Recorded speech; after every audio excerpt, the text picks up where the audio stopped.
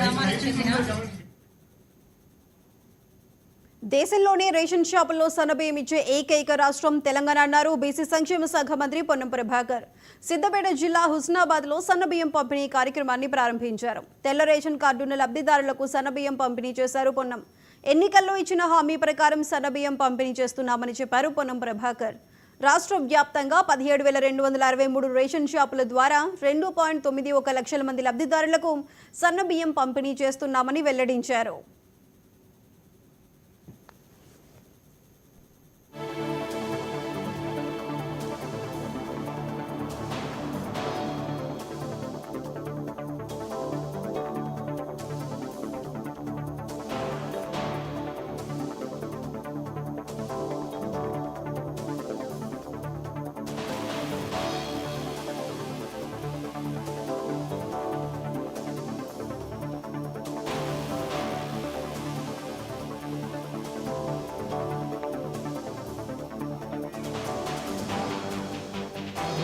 కార్యక్రమాన్ని ప్రారంభోత్సవం చేసుకునే ఈ సందర్భంలో పాల్గొన్నటువంటి అక్కాచెల్లెల వేదిక మీద ఉన్న పెద్దలకు ఇంతకుముందు కలెక్టర్ గారు చెప్పినట్టుగా దేశంలోనే మొట్టమొదటిసారి ప్రజలు రోజు ఉపయోగించేటువంటి సన్న బియ్యం పంపిణీ కార్యక్రమం మొన్న ఉగాది రోజు ముఖ్యమంత్రి గారు నల్గొండ జిల్లాలో ప్రారంభోత్సవం చేశారు.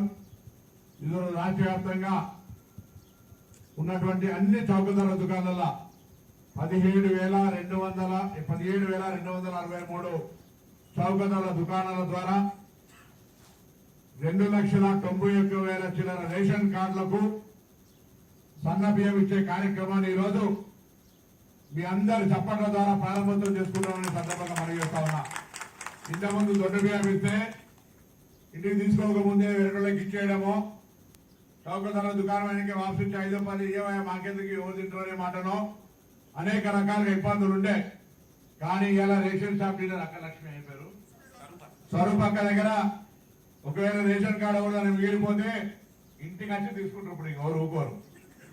ఇలా తప్పకుండా ఇవి మనం తినేటువంటివి ప్రభుత్వం అందరికీ బాగుండాలి, ఆరోగ్యాలు బాగుండాలి, అందరికీ మారుతున్న కాలానికి అనుగుణంగా సౌకర్యాలు కలగజేయాలని సన్న బియ్యం పంపిణీ కార్యక్రమాన్ని ఈరోజు గౌరవ ముఖ్యమంత్రి రేవంత్ రెడ్డి గారి నాయకత్వం లోపల తెలంగాణ ప్రజాపాలన ప్రభుత్వం మీ అందరి ఆశీర్వచనంతో ఎన్నుకోబడ్డ ఈ ప్రభుత్వం ప్రారంభోత్సవం చేస్తా ఉంది.